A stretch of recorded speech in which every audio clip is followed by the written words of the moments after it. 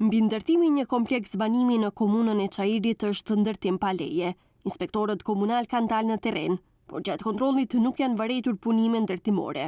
Punimet nuk do të lejohet të vazhdojnë tutje. Objekti në fjalë nuk posedon leje ndërtimi, as leje mbi ndërtimi. Gjatë kontrollit është konstatuar se nuk ka pasur punime ndërtimore, ndërsa investitori nuk ishte i pranishëm në lokacion. Do të merren të gjitha masat e parapara me ligj.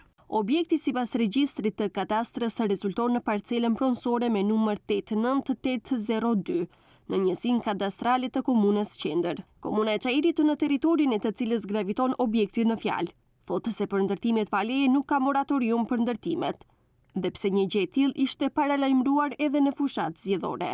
Në komunën e Çajirit nuk është shpallur moratoriumi përgjithshëm për ndërtim. Procedura e tillë është në vijim dhe pas përfundimit qytetarët do të njoftohen në përputhje me ligjin.